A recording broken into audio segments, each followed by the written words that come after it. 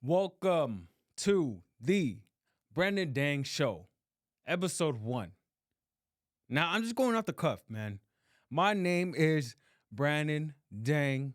We are on episode 1, and this show is just me sitting in front of the camera talking. You guys came here to learn, I came here to teach because I am Brandon Dang, Mr. Handsome AF, aka Daddy Dang, Mr. Family Man, teaching guys out here how to be men so that your woman doesn't leave you. All right.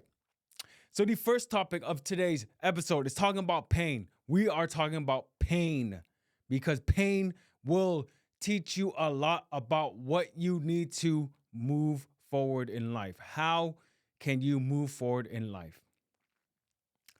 Moving forward in life is going through pain, struggle, finding solutions to that pain, and then teaching other people how to fix their pain. Do you know how many people out here are going through pain? And then you can help them. But because you don't want to put yourself in front of a camera, you don't want to talk to other people, you want to keep to yourself, you're being selfish. You're being selfish by going through personal pain, solving it, and then not sharing it with other people. How selfish can you be? So that is the first topic of today. Okay, going through pain. What pains have I gone through? Number one, my first pain is not something that I haven't realized until I actually got older, is the pain of growing up in a single parent household. Growing up with just my mom, and she had 3 kids with 2 men. Okay. So my dad and my mom split up when I was probably around 2 years old, and my little sister was around 1 year old. The story goes that my dad went out to a casino, gambled all damn night, the night before Valentine's Day. He gambled the whole night, didn't come home, and when he came home, he forgot it was Valentine's Day. Now, when I look back to that story, number one, yes, my dad was not a true man and did not take care of his responsibilities. Let's just say that is his fault for not being a man that my mom could count on. Number two, I also put some blame on my mom. It's like that problem of him going all night to the casino with 2 kids at home, having her stay at home and watch 2 kids. That was a problem that could have been solved. Why did you split? Why did you split over that one incident? Maybe it was a buildup of things. I don't know the whole story. Okay. I grew up in an Asian household. There's not much actual talk going on between the parents and the children. So I didn't get the full story. Okay. But it's always 2 people to blame. My dad for doing that stupid shit, trying to gamble, make money in his mind. And my mom for divorcing my dad from that situation. Now I understand it's a painful situation. It's hurtful that he did that. But to raise 2 kids without a dad in a single parent household, what really caused more pain? Yes, so that was one pain. Living in a single family household, I'm telling you, we grew up poor. We grew up on food stamps. There was a time she found another man. God bless that man for even dating a single mother, let alone marrying her and then giving her another baby and supporting the whole family. Dude was a straight boss. Let me just say that. My youngest sister's father was a straight boss. He probably has 10 kids now. He has 10 kids maybe from 4 different women. So this guy comes in, baller. Mr. High Value Alpha Baller comes and buys a house for all of us to live in. And obviously that relationship did not last too long. I can't remember how old my younger sister was when they split, but my mom found out he was cheating on her with another woman in Vietnam, in another country. That's just the way he rolled, man. This is the way this guy rolled. Made a bunch of money, just did what he want, was a goddamn G. And we'll get to that later on into the podcast. Exactly do women want?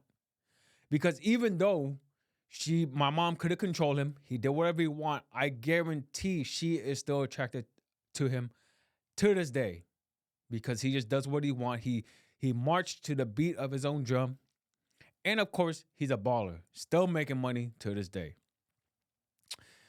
So single family household, didn't have money. Now, my mom did not know. She fed us whatever she could. Went to McDonald's. I always remember going to McDonald's, getting Big Macs. Whenever something was on sale, what was it? Tuesday fish fillet. She always got the stuff that was on sale. We were struggling. She was struggling. She always found ways to try to make ends meet. And one of those ways was to get the cheapest food for 2-3 kids. And what happened? All of my siblings, we grew up fat. I grew up fat. I gained to 240 pounds at my heaviest. Sophomore year in high school, 240 pounds. I played football. Okay, played football because I was a lineman back in the day. Some people look at me and say, damn, you were a lineman? Yes. Me now, Mr. Slim, Mr. Handsome AF, Brandon Day. I am now slim, but I used to be fat. So I know how to lose weight. So I get to 240 pounds and it's approaching senior year of high school.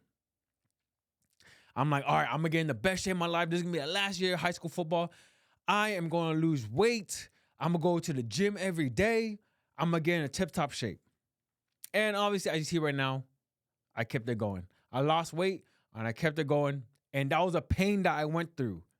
The pain of growing up fat, growing up not having girls attracted to you, growing up having to compensate for your weight. You have to be funny or you have to be nice just because you know deep down I'm fat. Obviously, people are not liking the way I look, but I compensate that. So I'd be nice and I'd be funny. And I remember one time at the park. At the park, I met this guy. Or I met these, they're little kids. So I met these little kids and they had a box of donuts with them. And one skinny kid, he's looking at me. He's older than me. He's like, you want a donut? I said, no, I don't want a donut. Why? Because I'm just buying, I'm just adding to the stereotype of the fat kid. So I say, no, I don't want a donut. And he told me, I know you want one, fat boy. I remember that story till this day. The way it made me feel like, damn, he's so right. That was such a in-your-face diss. I know you want one, fat boy. I was like, shit. He's right, and I can't say anything about that. Yes. Number one, yes, I'm fat. And number two, you know goddamn well I want that donut. You know goddamn well I want that donut. And I remember that story till this day. And I'll always talk about that story. So I lost the weight, got super into nutrition. Oh my goodness. I almost had an eating disorder. That's how you guys got to have. That's what it takes to be successful. Becoming obsessed. I became obsessed with diet and nutrition. I did not put a single morsel of food in my body that I thought was going to be unhealthy for me. I did not even, literally, people would be like, Brandon, how do you do it? How did you just hunker down and just lose weight and avoid foods that, like fried foods and sugar? How do you do it? I remember there was one story. There was a girl in high school. Her name was Debbie Pack. She talked to another friend of mine and she's like, over the summer I lost like 30 pounds. And she asked my friend, hey, is Brandon tweaking? Is he on drugs? He lost so much weight. Is he tweaking? And I remember hearing that story. I felt so proud of myself. I felt so proud of myself that people were recognizing that I lost weight. And they would even accuse me of doing drugs because I lost so much weight.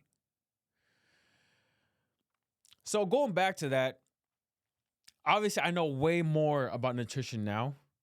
If you guys want to lose weight, I'm telling you the number one way that I lost the best amount of weight and to look the best was carnivore diet, full meat. It's gonna be hard, yes. It's a hard long-term diet, yes. But if you want just serious results, go carnivore 100% meat. Everything I tried, basically, it helped me lose weight. I went first, I did the low fat, general American guidelines, just lower my calories. That worked losing weight, but I lost a lot of muscle mass. 2, I went low carb. Low carb worked really well too. Bunch of bacon, bunch of fat, bunch of butter. And then when I went carnivore was actually, which I did it for a short time span, okay? That was like every day in the mirror, you could see progress. That was carnivore diet. If you want to do hard, like strict dieting, do carnivore and you will see the results, okay? So I lost weight and that was another pain. Pain number 3. Oh man, the next pain was even after losing the weight, looking good, it was getting women.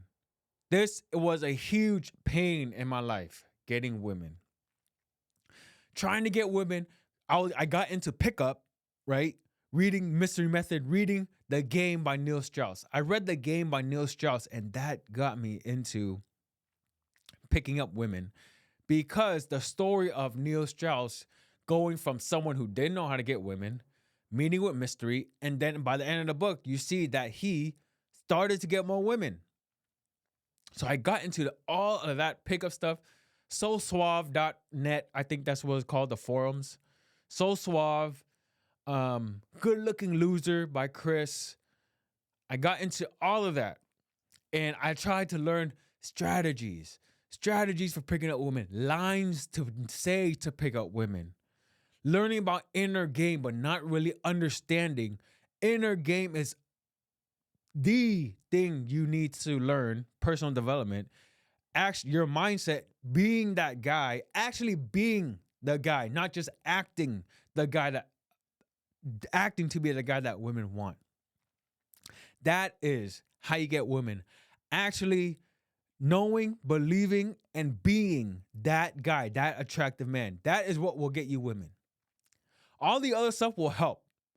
Knowing how to flirt, knowing how to say to women, but the foundation is becoming the man that women want and being the man that women want. Actually getting into shape, actually believing and knowing that you are better than these women out here, that you provide more value than these women out here. All through your mind, all through your financial success, is being, okay? Is being that guy, not just knowing lines, not just trying to act like that attractive man, is being that man. So that is the pain of getting women. And I went through like at least a couple years of that. Just trying, having a little success here, having success with the 5s and 6s, having little successes, and then going through like actually finding the girl that you actually want. And then you fuck it up because why? Because all you do is you're acting like that guy. You're not actually that guy. What's the meme? I am that guy. Instead of acting like it, you're actually being that guy. Okay, so I lost that girl. Actually, I lost many girls. Don't even get me wrong, bro. So many mistakes, so many girls. I look back and be like, oh my God, I getting stuck in a friend zone, trying to be really liking a girl and fucking it up. That was the story of my life until I met my current wife. Met my current wife, learned about being with women who are seriously interested in you and then being that guy who actually knew his value and holding frame throughout the relationship. Now she is my wife and I have a daughter with her. My favorite, my favorite girl in the entire world, my daughter. And when I became a family man, everything changed. Everything changed for the better. I want to scream at the top of my lungs and talk about how great it is for people to have children and have kids. So yes, the pain of getting a woman. Now I'm a family man. I've seen the light. I've seen the light of becoming a family man, and all of that degenerate life that you put in the past. When you become parents, you put all the degenerate life in the past. Going to sleep late, doing drugs, alcohol, going out, trying to get a bunch of women, going out to the clubs, going out to the coffee shops, all the generous stuff I do not miss at all. Have I gone back to that? Have I tried that while being a parent? Yes. And I realize I'm missing out on anything because having a family is way more beautiful than all of those things. Okay? Another pain. Going through drug addictions. I've here's the definition of drug addiction of an addiction to me. Something that you know is bad for you, but you can't stop.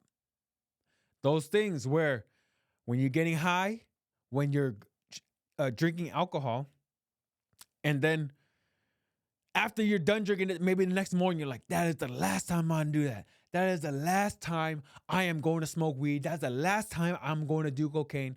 That's the last time I'm gonna drink. And next thing you know, the very same day or the very same night, you go back to drinking. That is addiction to me. Okay? So I've been through alcohol addiction. I'm not saying I'm completely sober from it too. Okay? But I'm talking about those times of you trying to quit, but you can't.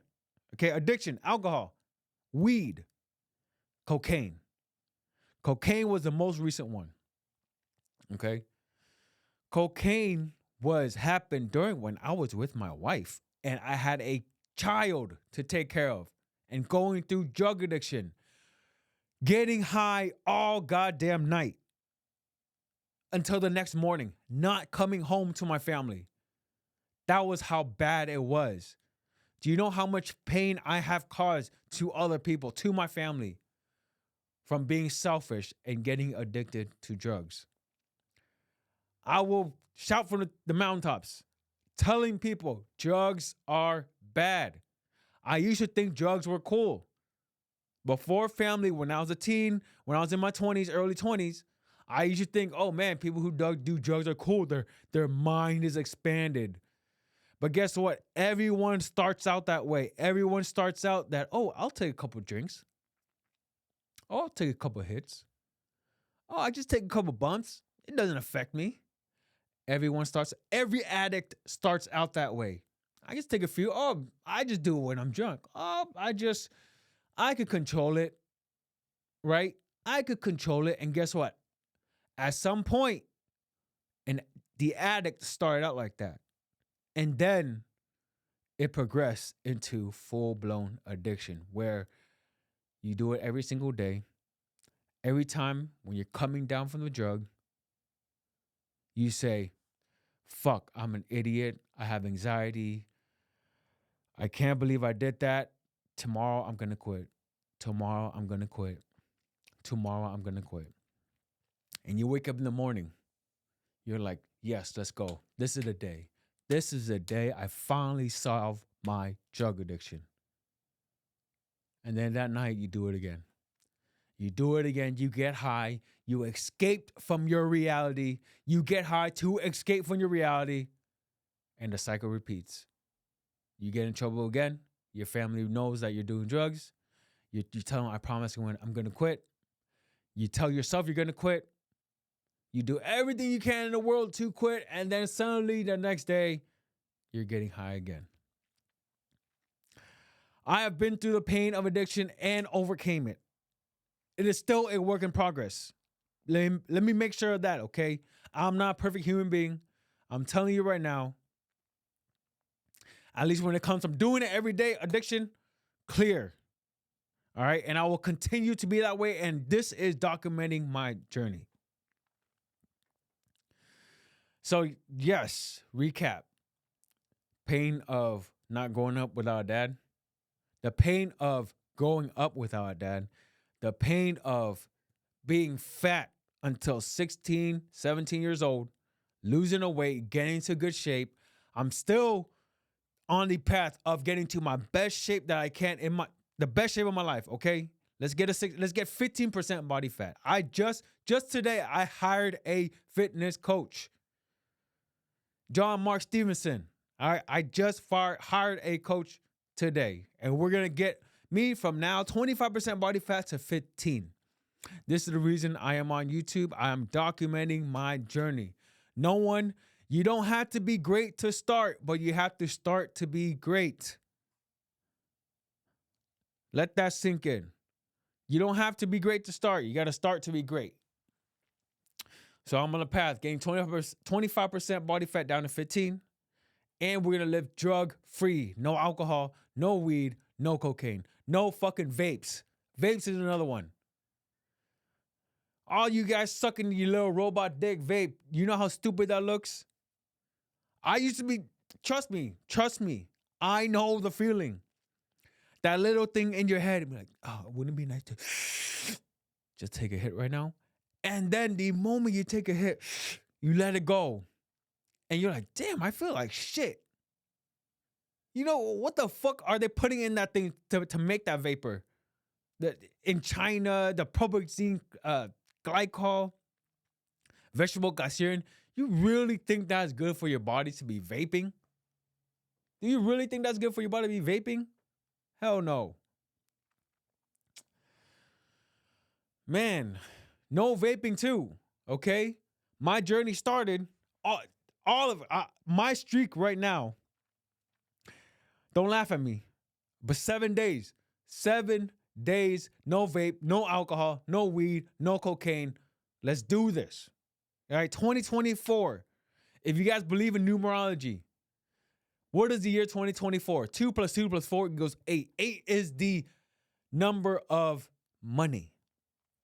So, what a perfect year to start being sober, okay? Wes Watson says, become the man you admire and share that to the world. And deep down in my conscience, in my deepest conscience, when I hear people say that I quit all drugs, I'm completely sober, I admire those people. Maybe you don't feel the same way. That's fine. But me, when I hear those people saying, like, I did not take a sip of alcohol, there's no benefit. And those people who live straight edge, I'm telling you, I admire those people. So I need to become, not need. Let's not live with need, but I want to be that person. I want to be the best version of myself. If you really think, who is the best version of yourself? Is that person drinking alcohol? Is that person smoking weed, doing vape, and then snorting cocaine? I know goddamn well that myself, sober,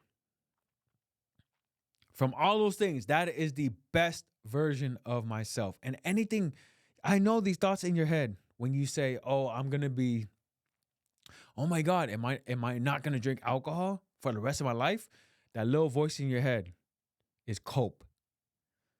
That little voice in your head is cope, where you know deep down inside of you, if you could do it and you had no desire to drink alcohol, smoke weed, do cocaine, vape, if you had no desire to do it, you know goddamn well your life will be so much better without those substances. You know deep down. When you take a piece of paper and think, the best version of myself, what would that be person do and what would that person not do? 100,000%. Not doing drugs would be the best version of yourself. All right. So yes, those are the pains. Those are the most pains. Let me just recap for myself, okay? Father, growing up without father, losing weight, being fat, losing weight, not getting women until getting a wife, becoming a father, becoming a family man, and 4, drug use, the being addicted to drugs. That will be my 4 pillars of my message, okay? Because those are the pains I know I went through, and I have and will overcome. Those will be 4 of my message. Y'all seeing it right now, me documenting it. So I have just wrote a couple words on my iPhone notes to see topics to talk about. We're done with pain, okay? Now, option number 2, habits. Habits. Ooh, habits. Man, there are some really good books when it comes to habit. And I think the why and the how, as far as habit goes, I think the Power Habit's really good. Atomic Habits is really good. The Compound Effect is super eye-opening by Darren Hardy. The compound effect talks about how little habits done throughout the day on a consistent basis will absolutely change your life. And on a time frame of 5, 10, 20 years, will have your life in a completely different direction than if you didn't do those daily habits every day. These are small, super small habits that we think like, oh, there's no effect in this moment. But I want you guys to think about something, okay? You see 2 ships. They're going in a certain degree, okay? One ship goes 1 degree to the side. Now, after many distance, how far different off do these ships go? And that is an analogy for your habits. These small, daily, seemingly inconsequential things that you're doing in your everyday life, compounded over times, these small habits will have you in a completely different space in the future. Okay? Will give you totally different results in a 5, 10, 20-year time span. The man who does 10 push-ups a day, starting today, every single day, if he can only do 10 push-ups, he's doing it every day consistently. Where is he going to be in 6 months? Where is he going to be in a year? I guarantee you, he's going to do way more than 10 push-ups by that time. I guarantee you, just doing that small habit, he's going to be eating better. Okay? The guy who just says, nope, today I am just not going to drink sodas. Seemingly inconsequential. Oh, 100-calorie soda. I'm just going to stop drinking that. But because he's doing the small habit every day of not drinking soda, he doesn't fill his body with empty calories. He doesn't raise his insulin levels. He doesn't raise his blood sugar. And by not doing those things, he's actually less hungry. And being less hungry, he eats less. Now he's losing weight. It's all these small, little daily habits that are really going to transform your life. So let's stop thinking that these small habits doing every day that, I can skip it today. Oh, I don't need to do it today. So the habits that I am working on is a huge one that I need to work on, okay, that I am deficient in is using the phone before bed. Do you know how many hours I am wasting of my life using the phone before bed? And I guarantee you I cannot think of a beneficial consequence, a beneficial outcome of me on the phone at night, scrolling through Twitter or X now, scrolling through X, scrolling through Instagram, not really reading anything. I need to replace that habit with something like reading a book with so I didn't realize my camera cuts off after 30 minutes. I mean, I do realize, but I forget. I forgot. Episode 1, let's go.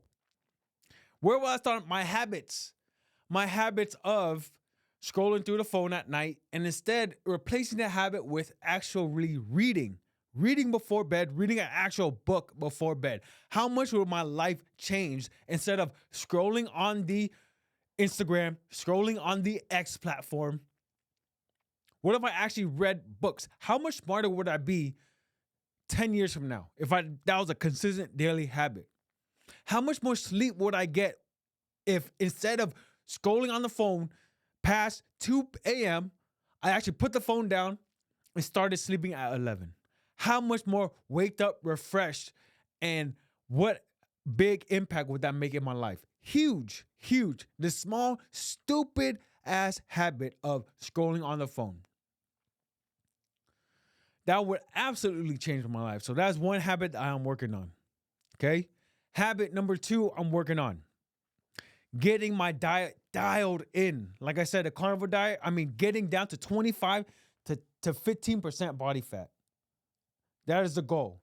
Because if I'm trying to make it on this online space, if I'm trying to be a coach, if I'm trying to lead other men to become the masculine man, to become a good father and husband, I need to be a leading example. I need to do that to myself first before I can help anyone else do it. So that is the habit, getting my nutrition, my training right. Waking up early, okay? Not habits of drugs, like I said, the habit of being sober from drugs. Habits is what makes a man a man. Habits is what makes who you are. What do you do on a daily basis? That is who you are. Are you the dude who eats whatever he wants? Guess what you are? Your body is just dough. Fat fuck. I can say that because I should be 240 pounds. And if I'm talking to that guy right now, I say, look, I know what the fuck you're eating. I know you have no discipline when it comes to your diet. You have no discipline. That is why you look the way you look. That is why on first impression, people don't respect you. First impression of a guy who I see is clearly unhealthy, clearly overweight, obese, and his hair is falling out. I know why, because your diet is absolute shit. That is why your body can't even hold on to the hair. Your body's going through so much inflammation that it's holding on to all the fat it can, and it's not even holding on to the hair. You're about to bald, and you don't even look like you're 40 yet. I can tell what people are eating, the type of diet they are eating, just by looking at them. I can tell how disciplined you are by looking at your body. So the habit of training and nutrition, getting that body right, leading by example. That is what I'm working on, okay? So let's cut this. I need to cut this video short. Okay, I'm getting a little busy, guys. Gotta get back to work. We always working here. We always working, progressing, moving forward in life. So I appreciate you watching the very first episode of the Brandon Dang Show. The Brandon Dang Show, where we make men. I'll still work on it. Let me work on a nice little catch line, whatever phrase. But let's do it, okay? We are on the process of self-improvement, of being the best version of yourself, because your family deserves the best you.